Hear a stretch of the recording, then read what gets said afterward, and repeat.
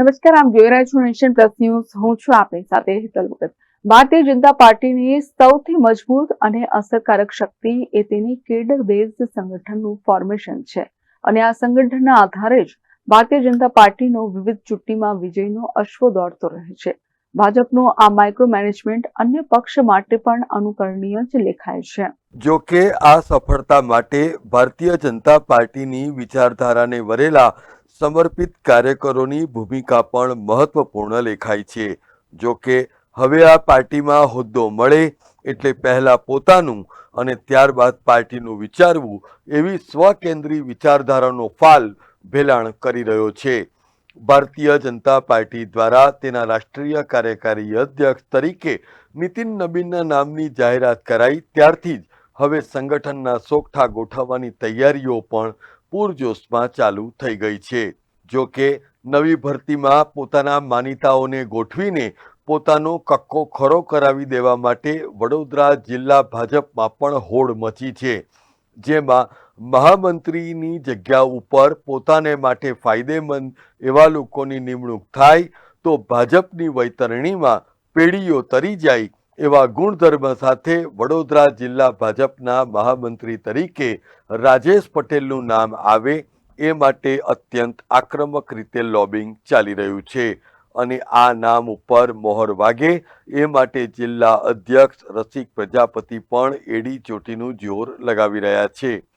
આ એ જ રાજેશ પટેલ છે જે વડોદરા શહેર કિસાન મોરચાના પ્રમુખ તરીકેની જવાબદારી પણ નિભાવે છે અને બીજી બાજુ સોખડા ખાતે આવેલ પ્લોટ નંબર 779ની એમની જ જગ્યામાં રસિક પ્રજાપતિના પુત્ર ભાવેશ પ્રજાપતિની માલિકીની ભવાની પેવર્સ નામની પેવર બ્લોક બનાવતી ફેક્ટરી પણ ભાડેથી ચાલી રહી છે. અત્યારે તો આખા વડોદરા જિલ્લામાં જે રીતે પેવર્સની બોલબાલા વધી છે એનાથી ખુદ કાર્યકરો પણ છાને છપને ચર્ચાઓ કરી રહ્યા છે કે ગઈકાલ સુધી પેવર્સ બ્લોક જેવી સામાન્ય વસ્તુની કોઈ હેસિયત નહોતી તે આજે જિલ્લાની ધરોહર સાબિત થઈ જાય અને એ હદે માનપાન મેળવતા થઈ જાય એ વિધિની વક્રતા નહીં તો બીજું શું.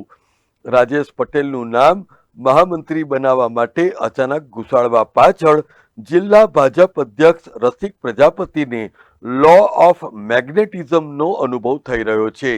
જેમાં કોઈ અદૃશ્ય શક્તિ અને અદમ્ય ઊંડું ખેંચાણ એમને આ કરવા માટે મજબૂર કરી રહ્યું છે.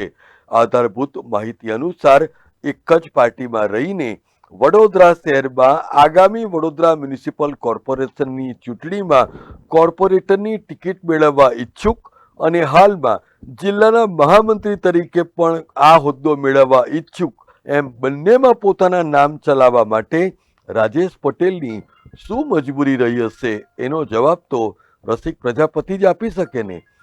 પણ જો રાજેશ પટેલ જિલ્લા ભાજપના મહામંત્રી બને તો આખી પાર્ટીના ભાજપના સંનિષ્ઠ કાર્યકરો હાંસીપાત્ર બની જશે એવો પણ ભય સતાવી રહ્યો છે. કારણ કે જેની જમીનમાં ખુદ ભાજપ અધ્યક્ષના પુત્ર જ પેવરની ફેક્ટરી ચલાવી રહ્યા છે ત્યારે આ નિમણૂક કોન્ફ્લિક્ટ ઓફ ઇન્ટરેસ્ટનો ભાગ જ ગણાય ત્યારે ભાજપ મોવડી મંડળે પણ જિલ્લા ભાજપ દ્વારા લગાવાયેલા ગાંધારીના પાટાને ખોલી કાઢીને સત્યની તરફેણ કરવી જોઈએ એવી પણ લોક માંગ ઉઠી છે. Bureau report, Nation Plus News, Vadodara. સમાચારોના સતત અપડેટ મેળવવા માટે અમારી નેશન પ્લસ ન્યૂઝની યુટ્યુબ ચેનલને સબસ્ક્રાઇબ કરો, બેલ આઇકન દબાવો અને જોડાયેલા રહો ફેસબુક, ઇન્સ્ટાગ્રામ અને ટ્વિટર પર.